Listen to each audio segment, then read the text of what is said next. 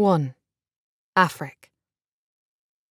Okay, so let me get this straight, I said as I eyeballed the instructions on my computer screen while my gaming buddies, Yellow Shoes and the Big Six, waited for me to finish reading. First, I have to disguise myself as a fair maiden in need. Might be tricky. The Big Six pointed out. I arched an eyebrow. How so? Have you taken a look at your avatar lately? He asked, and I took in the sight of the little gargoyle with more hair sticking out of his nose than he had on his head. Afric doesn't subscribe to the mainstream standard of beauty, Yellow Shoes argued, her tone fixing for a fight. Well, there's the mainstream standard of beauty and then there's plain hideousness. The Big Six griped. Afric's goblin is hideous. Hey, he's not a goblin, he's a gargoyle. He's also considered quite handsome where he comes from, I stated. And where would that be exactly? Some rat-infested hovel that stinks of piss? You're cruising for a bruising, I warned. Can you two focus? I have an early shift in 4 hours and I'd like to get this side quest completed before then. I sighed and brought my attention back to the instructions on the screen. So after I disguise myself as a maiden, I then have to ride out to Redcrop Manor, gain entry, seduce Lord Veradi, and shag him to sexual exhaustion. When he's finally fallen asleep, I have to sneak into his study, steal the Ruby of the Forgotten, bring it back to Laurel Garden, place it upon the Giving Fountain, and then all the mermaids trapped in Seacroft Cove will be freed? That's about the size of it, the Big Six replied through my headset, a rumble of amusement in his thick Scottish accent. I blew out a breath. Talk about a side quest. My poor gargoyle is going to be exhausted by the time he's completed all that. But you love side quests, Yellow Shoes said. They're your catnip. You're right, I do love a side quest for my sins. I'm just wondering how I'm going to manage this disguise. You could pay a visit to the Field of Bargains, the Big Six suggested. Someone might barter with you and grant you the magic to glamour yourself as the maiden. I chewed my lip. That seems like an awful lot of work. It'll be worth it to free the mermaids, Yellow Shoes urged. Yes, the Big Six agreed. Just think about how grateful all those gorgeous mermaids will be after you've freed them. My gargoyle isn't interested in sexual favours. He's like Varys from Game of Thrones, all political intrigue and whispers. The mechanics of power is what turns him on. Well, then think about how grateful they'll be to me, the Big Six replied. His avatar was a tall, silver-haired warrior with a scarred face and golden armour. I'm not here to facilitate your sexual exploits. How does a person even have sex with a mermaid?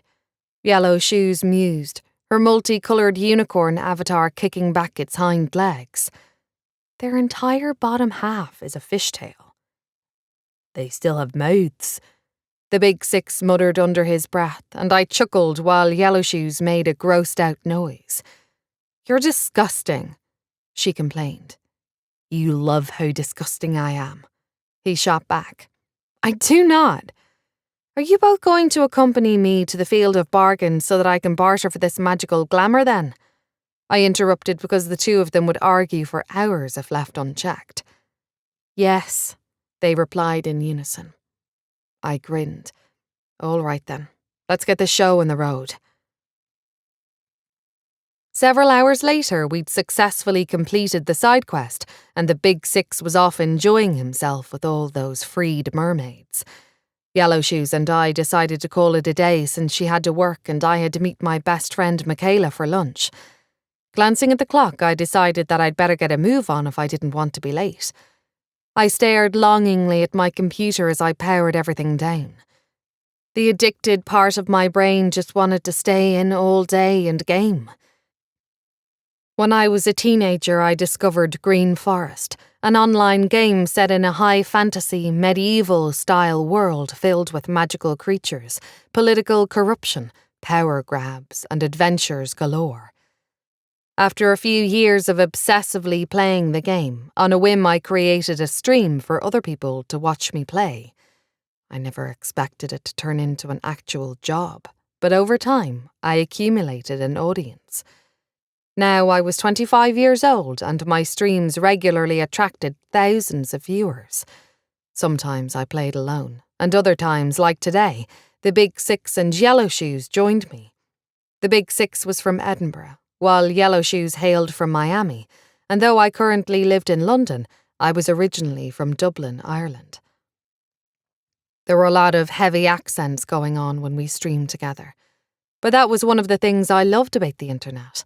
You could have friends from all over, instantly connecting with them from the comfort of your bedroom.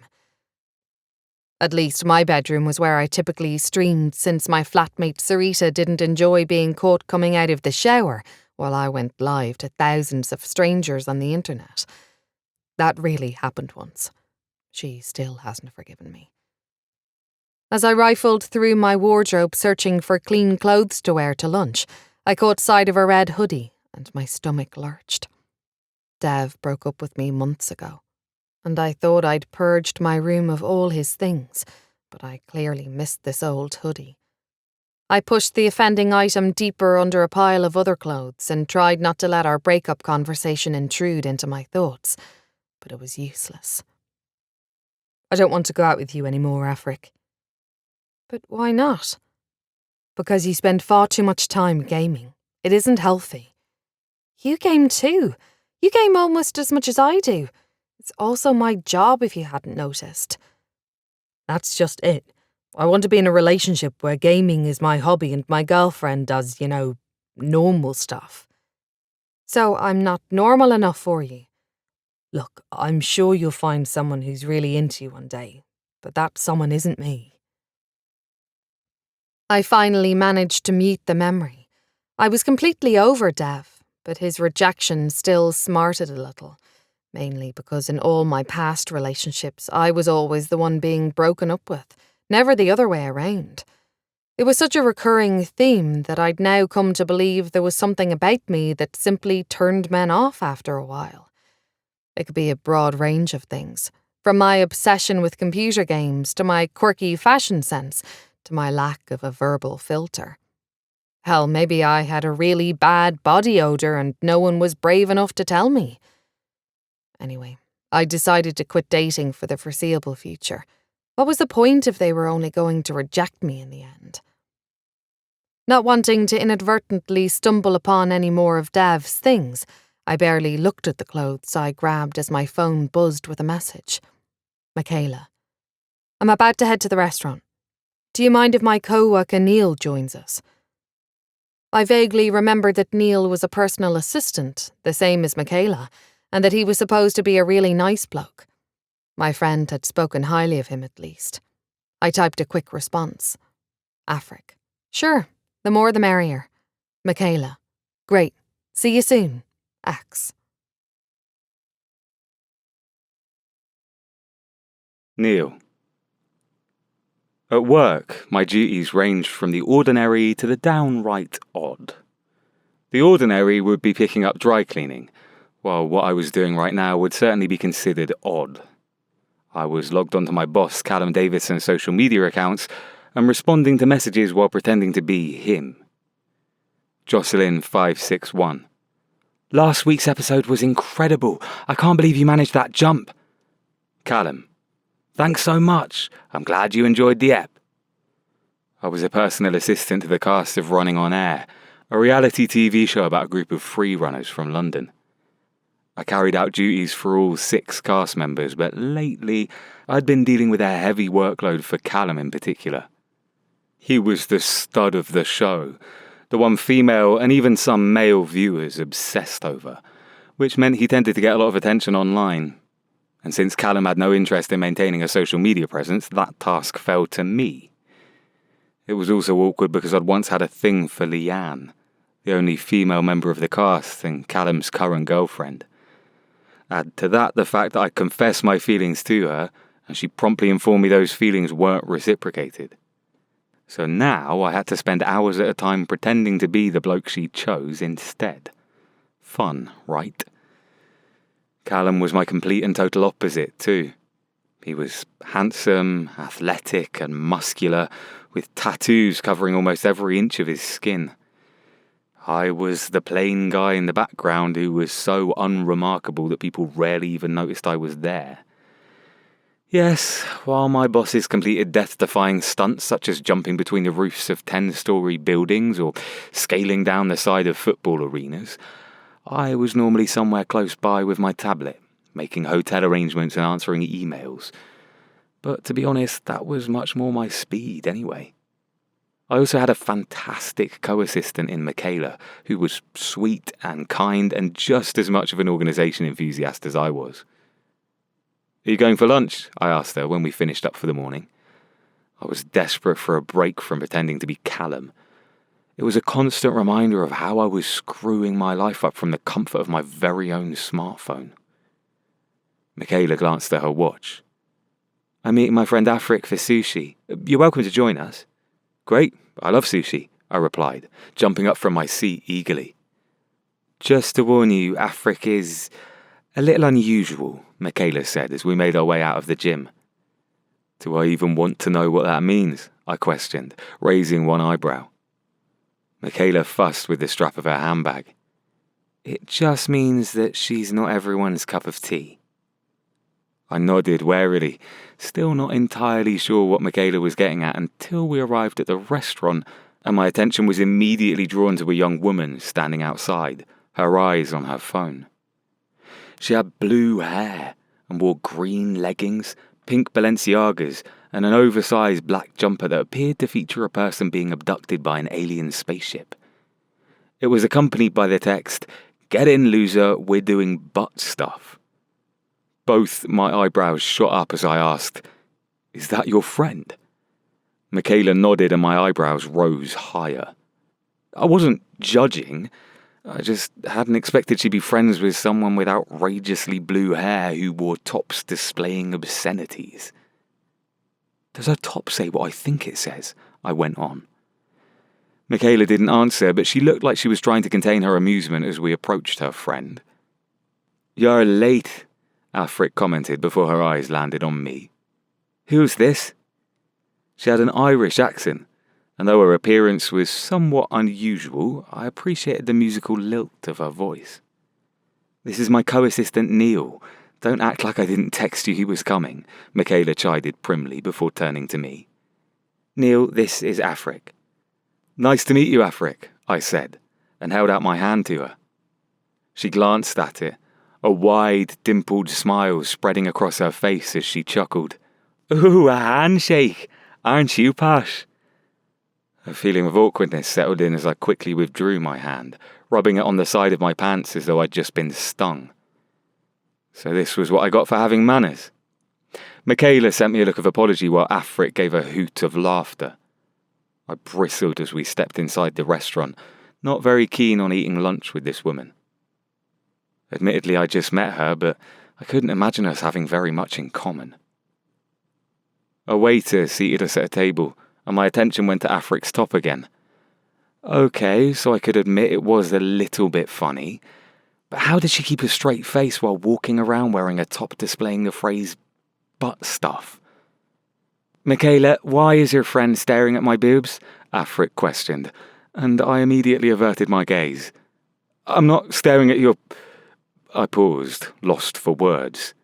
Had she really just asked that? She seriously didn't have a filter. And I wasn't looking where she said I was.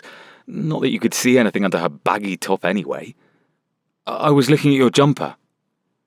Afric glanced down and slapped her head like she was an idiot. Had she forgotten what she was wearing? "Oh, right. Are you into UFOs?" she asked, with a curious light in her eyes. Oh, don't tell me Michaela's friend was one of those conspiracy nuts. "Not particularly," I answered dismissively, since this wasn't a topic I was interested in discussing. "Why not?" Afric asked, tilting her head as she studied me. "The California rolls look good," Michaela said, a welcome change of subject. "You're right, they do," I agreed, glancing at the menu. "So, you don't believe in aliens?" Afric pushed, not letting the subject drop. I brought my attention back to her, hoping to dispel the topic once and for all with a simple, "No, I don't." A small smile shaped her lips. Interesting. There was something about the sparkle in her eyes as she took me in that bothered me. Why is it interesting? Well, there are typically 3 types of people when it comes to this sort of thing. Believers, non-believers, and agnostics. Okay, I said, turning to Michaela. Shall we order? She nodded. The waiter should be back over soon. You seem to be a non-believer, and that's the worst kind, Afric went on. If there weren't only 3 of us at the table, it might have been easier to ignore her, but since she was staring right at me and the restaurant was relatively quiet, it was impossible. Pardon me? I asked. You're a non-believer. You shut down the possibility completely, even though the existence of aliens has yet to be proven or disproven. It's very close-minded. I am not close-minded, I blurted, and she smiled, seeming pleased that she'd gotten a reaction out of me. Well, then why don't you give aliens a chance? They could exist, but you're just completely writing them off. I couldn't believe I was actually having this conversation. Why were we even talking about this? The annoying part was there was something about Afric's attitude that riled me up, and while I'd attempted not to argue with her, I couldn't help it. Okay, so how about this? I said, and her blue eyes lit when she saw I'd become worked up. If they do exist, then why haven't they made contact? And why are the people who claim to see them always hicks who live out in the middle of nowhere with too much time on their hands?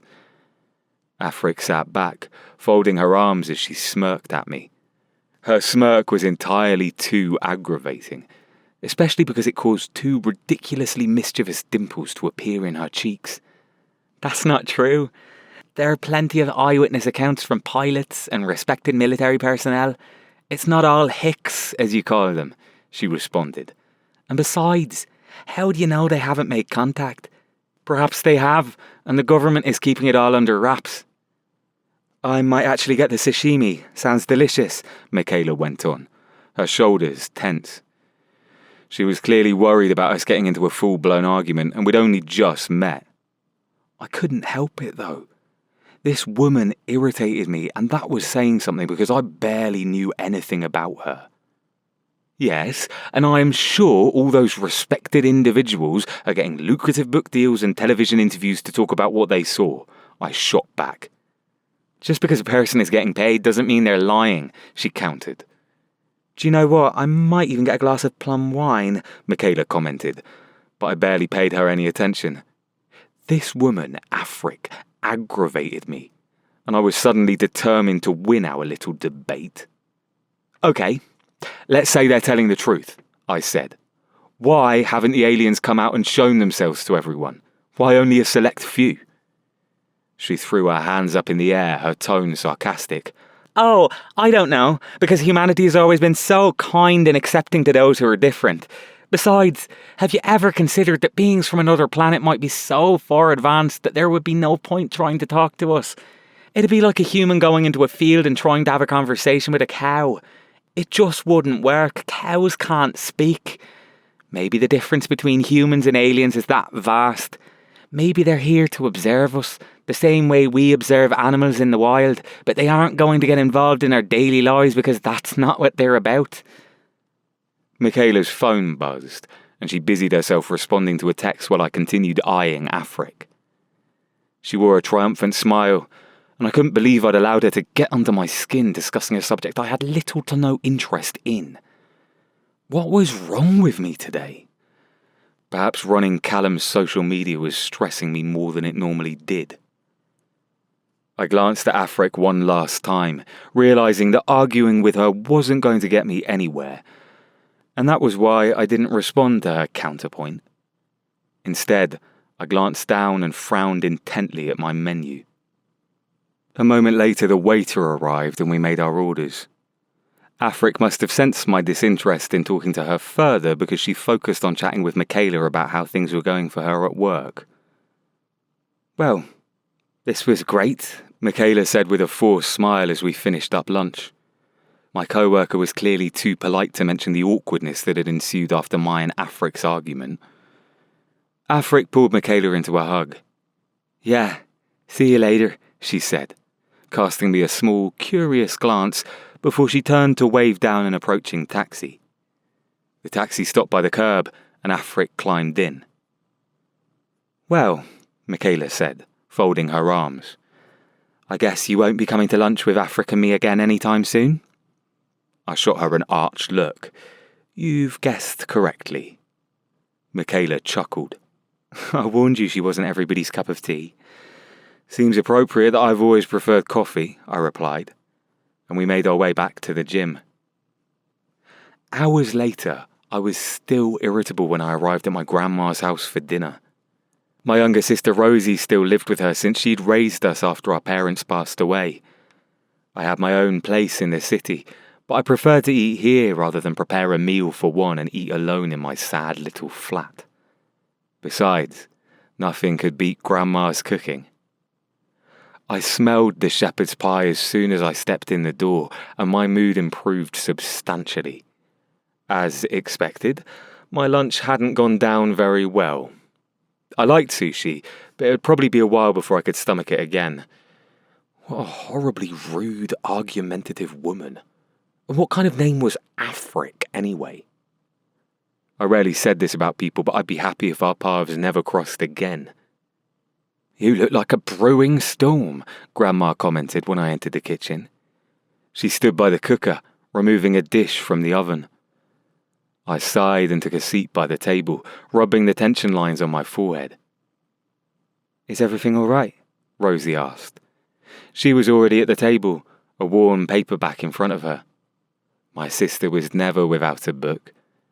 She graduated from university last year and managed to snag her dream job as a trainee librarian. "Everything's fine. I just met a particularly unpleasant person today, but with a bit of luck I'll never see her again, so every cloud and all that." "Oh?" Rosie said curiously as she pushed her glasses up her nose. Neither of us had managed to escape the short-sighted gene that seemed to run in our family. "Who was she?" "Just a friend of Michaela's," I answered, hoping to change the subject. "Anyway, how was your day?" Rosie smiled.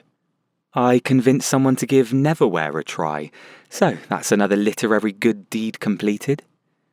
"She never gets tired of recommending books to people," Grandma said fondly, her perceptive gaze coming to me. "Are you sure you're okay? How are things with Leanne?" I frowned at the mention of my boss/ex-crush. It had been over a year since I'd confessed my feelings for her, and aside from my current predicament managing Callum's social media, I was completely over her.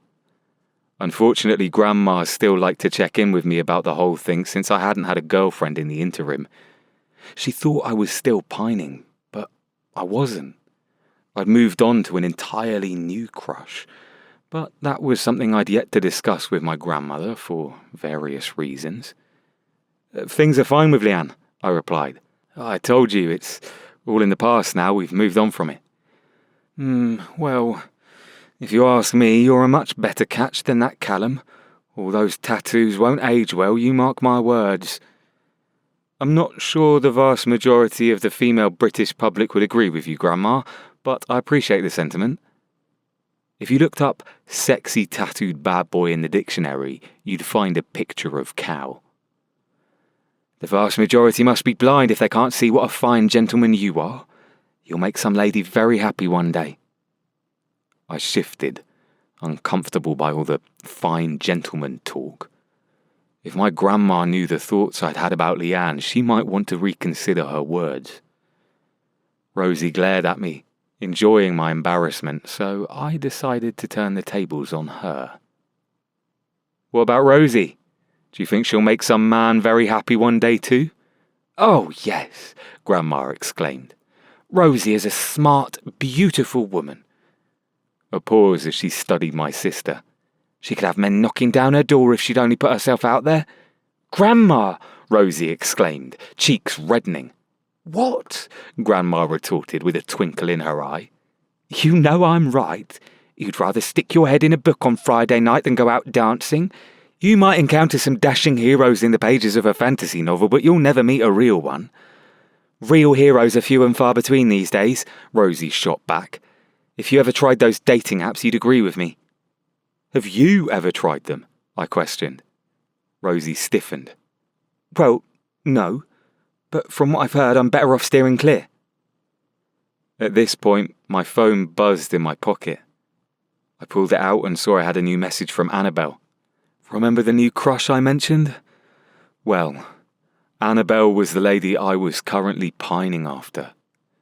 Sadly, the entire situation had become far more complicated than I'd ever intended. Let's just say my decision-making skills had been lacking when it came to Annabelle. I was thinking about you a lot today.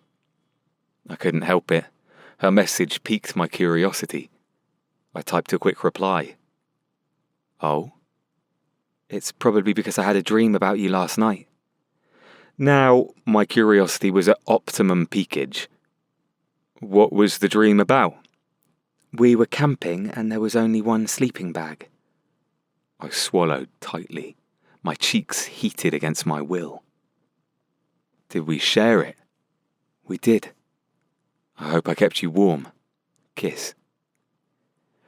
Grandma cleared her throat as she placed my dinner down in front of me, and I quickly shoved my phone in my pocket.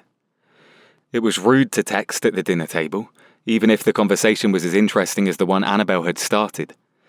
Man, I really needed to come clean to her. I just had to figure out how to do it without completely destroying our relationship and rendering myself unemployable.